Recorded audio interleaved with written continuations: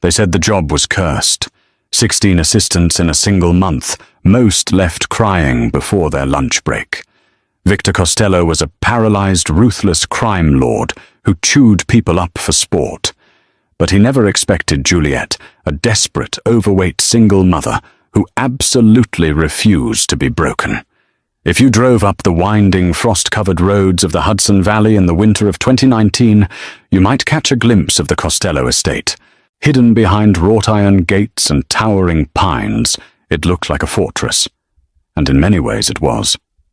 Inside sat Victor Costello, former undisputed king of the New York underground, now confined to a custom-built wheelchair.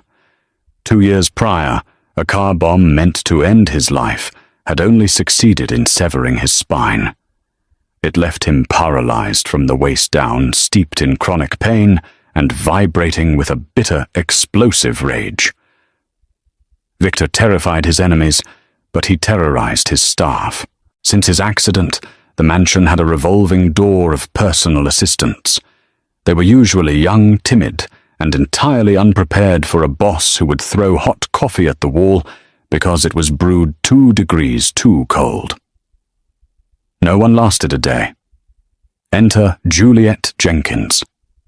Juliet was 28, a single mother to a severely asthmatic 6-year-old boy named Leo, and she was at the absolute end of her rope, drowning in medical debt and facing eviction from her cramped apartment in Queens. Juliet didn't have the luxury of being intimidated.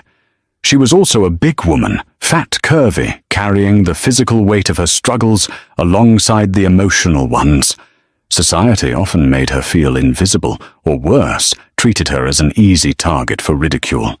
But motherhood had forged her spine out of titanium. When the desperate temp agency sent her to the Costello estate, the recruiter, a nervous woman named Brenda, practically begged her to just survive. Until 5 p.m. "If you finish out the day, it's $1,000 bonus," Brenda had whispered over the phone. $1,000 meant Leo's inhalers. It meant groceries. It meant survival. When Juliet arrived at the sprawling mansion, the heavy mahogany doors were opened by Bruno, a hulking bodyguard, with a scar across his jaw. He took one look at Juliet, at her worn-out, thrift store sensible shoes, her wide hips, and the cheap, poorly fitting blazer she wore over her thick frame, and smirked.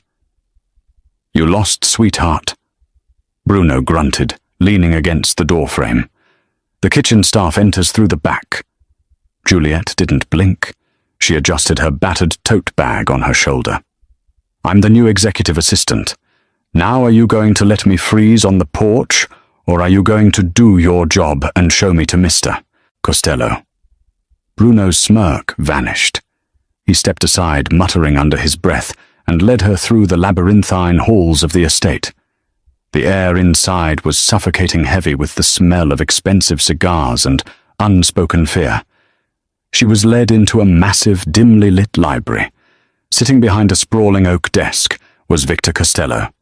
He was a striking man in his late 30s with sharp features and cold, hollow eyes. The moment Juliet stepped into the room, Victor didn't even look up from his ledgers. "Get out!" Victor rasped his voice like grinding stones. "I haven't even introduced myself," Juliet replied calmly, walking closer. Victor finally looked up. His eyes scanned her up and down, dripping with undisguised contempt. "I don't care who you are. You're not cut out for this. You'll be crying in your car in 20 minutes. I asked for a competent assistant, not a whatever this is. Get out before I have Bruno toss you out." To emphasize his point, Victor violently swept his arm across the desk. A heavy crystal whiskey tumbler shattered against the hardwood floor, sending shards of glass flying just inches from Juliet's cheap shoes. Silence echoed in the massive room. Victor waited for the inevitable tears. He waited for her to run. Instead, Juliet let out a long, exhausted sigh, the exact same sigh she used when her 6-year-old threw his toys at the wall. She calmly walked over to a nearby closet, retrieved a broom and dustpan, and walked back to the desk. "I'm fat, Mr. Costello, not fragile," Juliet said, her voice deadpan as she began sweeping up the glass.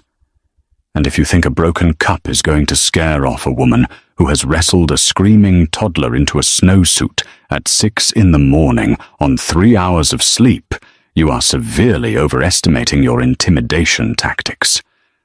Victor froze. For the first time in 2 years, the paralyzed mafia boss was completely, utterly speechless. "Now," Juliet said, dumping the glass into a wastebasket and pulling out a notepad. "I need your schedule for the week, the contacts for your physical therapists, and I suggest you use your words next time you're upset. Throwing things is for children." Victor stared at her, a muscle feathering in his jaw. Slowly, a dark, dangerous smirk touched the corner of his lips. "You're either the bravest woman I've ever met, or the stupidest." "I'm a mother with rent due," Juliet replied flatly. "What's my first task?" "Against all odds." Juliet survived the first day. Then she survived the first week. Her presence in the Costello estate was an anomaly that sent ripples through the underground syndicate. Victor was relentless, pushing her to her physical and mental limits. He would deliberately schedule meetings on the opposite ends of the massive estate, forcing Juliet to hustle her heavy frame up and down the long corridors. He would bark cruel insults about her weight, her clothes, her background. But Juliet was a fortress. When he mocked her size, she didn't shrink. "If my weight is the most interesting thing you can insult, you're losing your edge, boss," she told him one Tuesday, casually reorganizing his confidential files. "Now do you want to review the shipping manifests from the docks, or do you want to keep giving me diet advice you read in a magazine?" Slowly the dynamic began to shift. Victor's cruelty turned into a bizarre, gruff form of respect. He realized Juliet's mind was razor-sharp. Because the guards, the capos, and the rival associates dismissed her as just a fat secretary, they spoke freely around her. Juliet soaked up everything. She caught a discrepancy in the accounting that saved Victor $250,000. She organized his chaotic life with maternal precision. But as the weeks bled into a brutal February, Juliet began to notice something terrifying. Victor was declining. On the days he was scheduled for physical therapy, he was lethargic, his speech slightly slurred, his sharp eyes clouded. The estate's private nurse, a slim, arrogant woman named Clara, claimed it was just the progression of his nerve damage and prescribed heavier painkillers. Clara openly despised Juliet. She would make sneering comments in the staff kitchen, laughing at Juliet's Tupperware lunches and tight clothes. But Juliet ignored the mean girl antics. Her focus was on Victor. Having nursed her own ailing grandmother through severe illness before she passed, Juliet knew what over-sedation looked like. One evening after the rest of the staff had turned in, Juliet stayed late in Victor's private study. She was supposed to be filing, but she watched him struggle to keep his head up over a chessboard. "You look terrible," Juliet noted, not mincing words. "Always a flatterer, Jenkins." Victor mumbled, rubbing his temples. "My legs. The phantom pain is worse. Clara gave me my pills an hour ago, just waiting for them to kick in." Juliet frowned. She walked over to his side table, where the little plastic cup of pills sat empty. She remembered the color of the capsules Clara usually administered. They were typically white and blue. But a faint, powdery residue at the bottom of the cup looked distinctly yellow.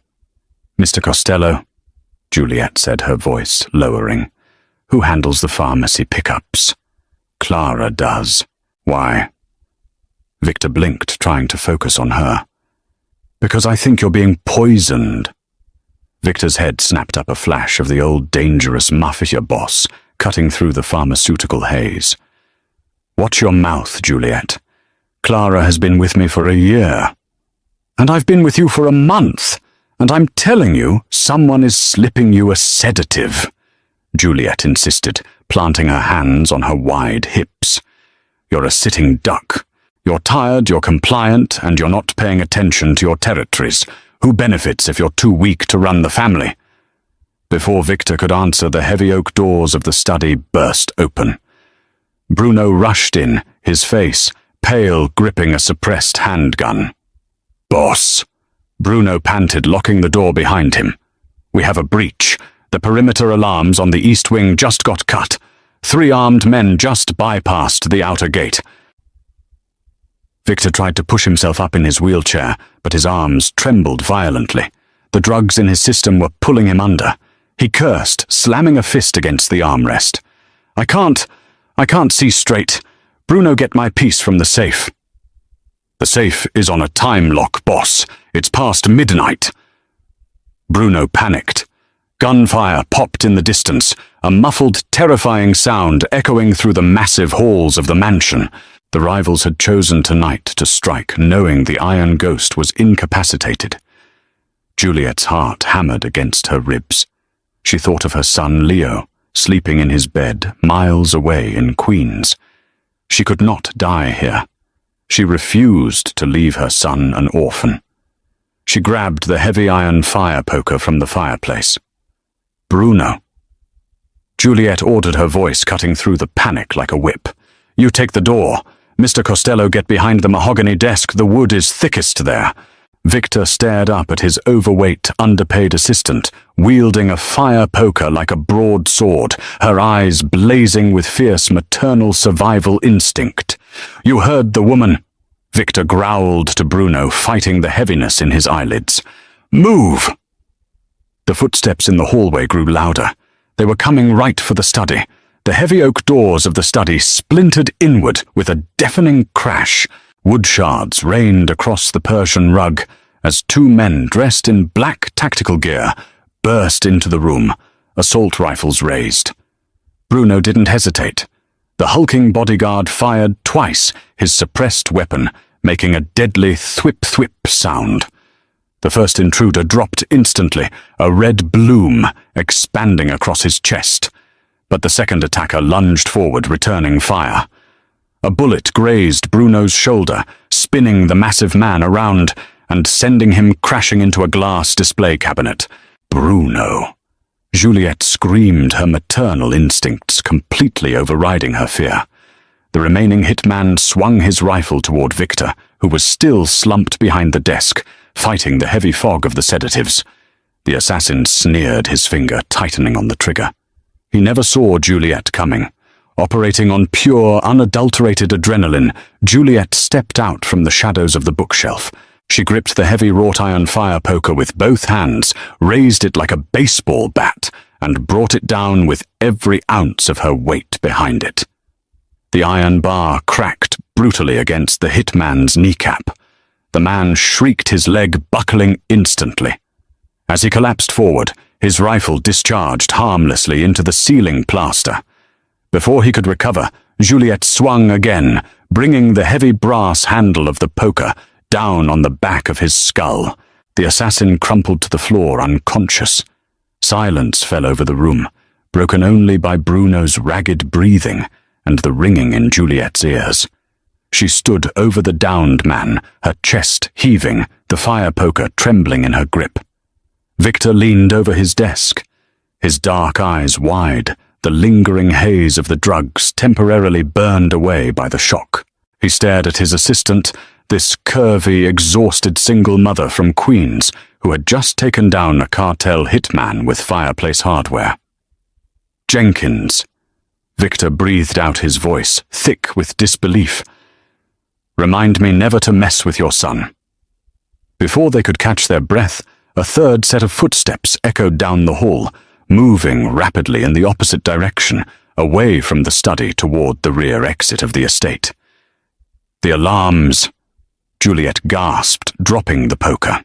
Her mind raced, connecting the dots with the speed of a woman used to balancing a checkbook on pennies.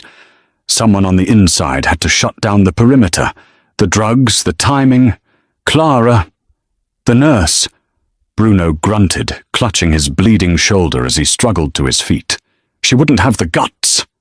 She's been poisoning him for weeks, Juliet insisted, her eyes flashing with fury. And she's making a run for it. Without waiting for permission, Juliet sprinted out of the study. She knew the sprawling layout of the Costello estate better than anyone. She had spent the last month organizing it. She bypassed the grand staircase and cut through the servants' corridor, her sensible thrift store shoes squeaking against the polished marble. She intercepted Clara in the mudroom near the garage. The slim, arrogant nurse was frantically stuffing bundles of cash and 2 leather-bound ledgers into a duffel bag. "Going somewhere, Clara?" Juliet asked, blocking the exit. Clara jumped, dropping a stack of hundreds. When she saw it was only Juliet, her panic morphed into an ugly sneer. "Get out of my way, you fat cow. You have no idea what you're dealing with. Dominic Rossi is taking over the Costello territory tonight. Victor is a cripple. He's finished." "He might be in a chair," Juliet said, stepping forward, her broad shoulders squared. "But he's 10 times the man Dominic Rossi is. And you're just a coward slipping pills into a disabled man's tea." Clara pulled a small silver revolver from her coat pocket, aiming it directly at Juliet's chest. "I said move. Your weight might stop a lot of things, sweetie, but it won't stop a bullet." Juliet looked at the gun. She thought of her 6-year-old Leo. She thought of the hospital bills, the eviction notices, the nights she cried herself to sleep, feeling completely powerless against a cruel world. She was done feeling powerless. "You're holding that safety catch wrong," Juliet bluffed smoothly, her voice completely deadpan. Clara instinctively glanced down at the gun. It was a split-second distraction, and it was all Juliet needed. With astonishing speed for her size, Juliet lunged. She didn't try to punch or kick. She simply used physics. She tackled Clara, throwing her entire heavy frame against the smaller woman. They crashed to the tile floor, the revolver skittering away under a bench. Clara screamed, thrashing and clawing, but she was trapped beneath Juliet's solid weight. Juliet pinned the nurse's arms down with her knees, glaring down at her, with the terrifying, unyielding wrath of a mother pushed to the brink. "I might be heavy," Juliet hissed, leaning in close, "but at least I'm not cheap." 10 minutes later, the estate was swarming with Costello loyalists. Bruno, his arm bandaged, rolled Victor into the mudroom where Juliet was casually sitting on a weeping Clara, waiting for the authorities Victor kept on his payroll. Victor looked at the stolen ledgers, the scattered cash, and the terrified traitor pinned beneath his assistant. He looked at Juliet, whose cheap blazer was torn, and hair was a messy, frizzy halo around her face. To everyone's shock, Victor Costello threw his head back and laughed. It was a deep, booming sound that echoed through the halls, a sound the mansion hadn't heard in 2 years. "Bruno," Victor chuckled, wiping a tear from his eye. "Double her salary." The cleanup of the Costello estate was swift, efficient, and brutally quiet. Dominic Rossi's hostile takeover failed spectacularly the moment Victor's trusted capos realized their boss was no longer incapacitated by Clara's slow, methodical poisoning. Once the sedative haze lifted, the Iron Ghost returned with a vengeance. Within 48 hours, the Rossi syndicate was systematically dismantled, and the freezing streets of New York quietly acknowledged that Victor Costello was back in absolute control. But inside the heavily fortified walls of the estate, the real shift in power had nothing to do with the mafia. It had everything to do with Juliet. The morning after the attack, the air in the mansion still faintly smelled of bleach and cordite. Victor summoned Juliet to the sunroom. The harsh winter light poured through the floor-to-ceiling windows, illuminating his sharp features. The hollow, deadened look in his eyes was entirely gone. In its place was a burning, intense clarity that commanded the room. "Sit," Victor commanded, pointing a steady finger toward a plush velvet armchair opposite his wheelchair. Juliet, exhausted, bruised from tackling Clara and running on purely adrenaline and cheap instant coffee, sank into the chair with a heavy sigh. If you're going to fire me for physically assaulting your private nurse and ruining the mudroom floor, I'll need a severance package. Leo needs a new nebulizer, and my landlord is threatening eviction again. Victor stared at her for a long, unblinking moment. The silence stretched thick with unspoken tension. I ran a background check on you last night, a full invasive workup. Juliet stiffened, her maternal defensiveness flaring instantly. Excuse me, that's a massive invasion of privacy. You have no right to look into my son. You live in a dangerous, crumbling building in Queens. You're drowning in debt from Leo's hospital visits. You eat ramen for lunch in the break room so he can have fresh strawberries at dinner. Victor listed off his voice, lacking its usual abrasive edge. It was remarkably unsettlingly gentle. He reached into his blazer and slid a thick manila envelope across the glass coffee table. The debt is gone. The medical bills are paid. The landlord has been bought out. Permanently. Juliet stared at the thick envelope, her heart stopping in her chest. Her hands trembled as she reached out, hovering over the paper. Mr. Costello, I can't accept. You saved my life. Juliet. Victor interrupted his tone, brooking absolutely no argument. You saved my empire from crumbling into dust. But more than that, you woke me up. I spent 2 years wallowing in my own miserable pity, punishing everyone around me because I lost my legs. You walked in here carrying the weight of the entire world on your shoulders, and you didn't flinch. You didn't pity me. He wheeled himself closer, the electric motor humming quietly, until he stopped just inches from her knees. I don't want you living in Queens anymore. It's not safe. Rossi's surviving men might have seen your face, and I protect what is mine. I have a guest house on the East Lawn. It has 3 bedrooms, a private kitchen, a security detail, and a garden. I want you and Leo to move in by the weekend. Juliet swallowed hard, the immense relief finally cracking her stoic facade as tears pricked her eyes. Why are you doing this? Because, Victor said softly, reaching out to gently touch her bruised knuckles, his thumb grazing her skin. I need you to stay. The new arrangement moving to the Costello estate changed everything. Leo, a shy boy with big anxious eyes and a chronic wheeze, was initially terrified of the massive looming mansion and the armed guards patrolling the grounds. But Victor completely dismantled his own terrifying, blood-soaked reputation for the sake of the 6-year-old boy. The ruthless Mafia Boss installed a custom ramp in the Grand Library, not for his own accessibility, but so he could race remote-controlled cars with Leo on the polished hardwood floors. He hired the best pediatric pulmonologist in the state of New York, putting the doctor on an exorbitant retainer to visit the estate weekly. When Leo drew a messy, chaotic crayon picture of a wheelchair with massive flames on the wheels and handed it to the crime lord Victor, framed it in solid silver. He placed it squarely on his heavy oak desk, right next to his extortion ledgers and a loaded firearm. As the brutal winter thawed into a tentative blooming spring, the dynamic between Victor and Juliet evolved into something undeniable. Juliet was no longer just an assistant. She was his absolute confidant. She ran the legitimate fronts of the business with ruthless efficiency, her sharp mind catching financial discrepancies that even Victor's seasoned accountants missed. The gala and the glass slipper. But society's cruel conditioning is deeply ingrained, and money cannot instantly erase a lifetime of insecurities. One evening in late May, Victor hosted a lavish private gala at the estate for his highest-ranking associates to celebrate the syndicate's record-breaking quarter. Juliet attended wearing a beautiful flowing emerald green silk gown that Victor had secretly had custom-tailored to her exact measurements.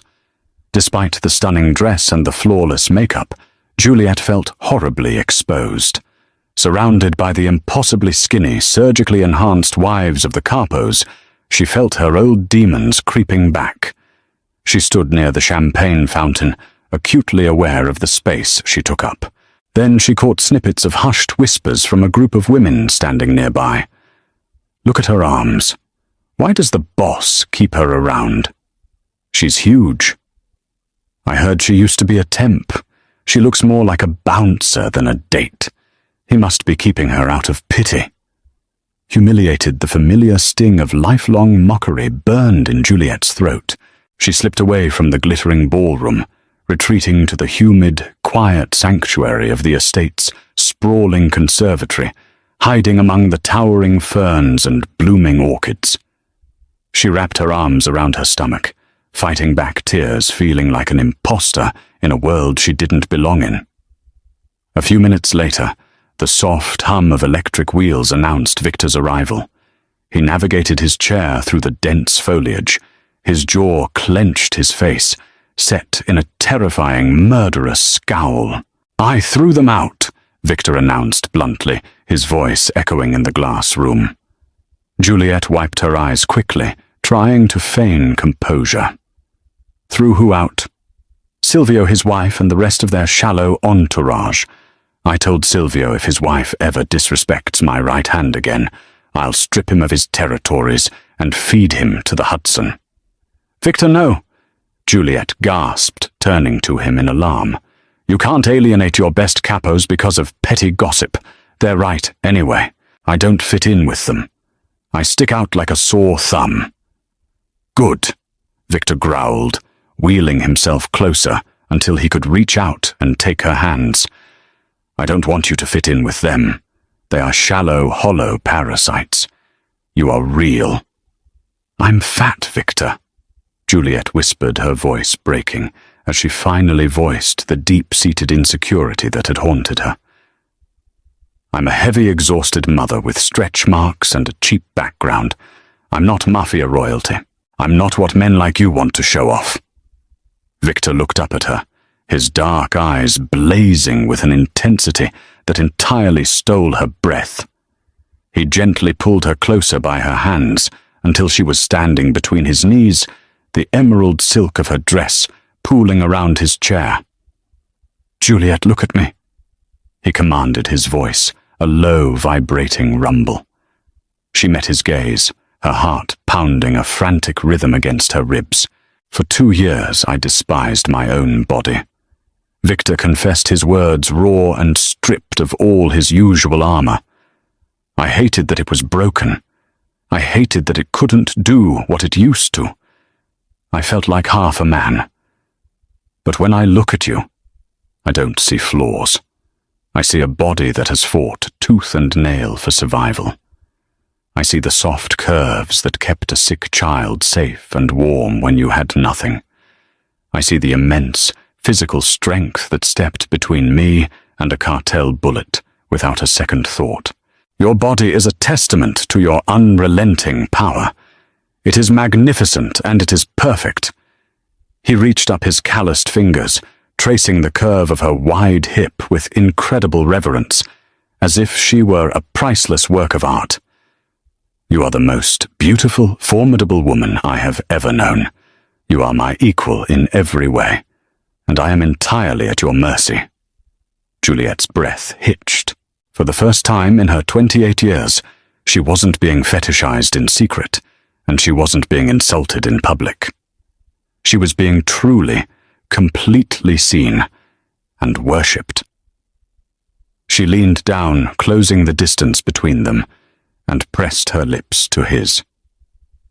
The kiss was explosive, a collision of 2 unyielding forces. It held all the pent-up tension of the last 4 months, the fear, the survival, the quiet nights working by lamplight, the shared laughter over Leo's antics. Victor's strong arms wrapped securely around her thick waist, pulling her flush against him, grounding her in a way she had never experienced. The empire, redefined. By the time the leaves turned a brilliant fiery gold, the following autumn, the Costello Syndicate was unrecognizable. It was stronger, wealthier, and entirely impenetrable. At the center of it all sat Victor Costello, the Iron Ghost, ruling from his chair with cold, calculated precision. But everyone in the underground, from the street soldiers to the international suppliers, knew the true law of the land. They knew that standing right beside the boss was Juliet Jenkins. Rule 1 of the Costello family: you do not steal from the boss. Rule 2 of the Costello family: you do not cross the boss's borders. Rule 3, the absolute, undeniable law: you never under any circumstances show disrespect to the boss's queen or her son. She was no longer the desperate broke temp worker, begging for a daily bonus just to survive. Juliet was draped in custom silk that hugged every glorious curve of her body. She managed multi-million-dollar portfolios, stared down the most dangerous men in the city without blinking, and was always home in time to read Leo bedtime stories. She had walked into a cursed job facing down a monster who tried to break her. Instead, she broke down his walls, saved his entire empire, and claimed a throne of her own. No assistant had ever lasted a day working for Victor Costello.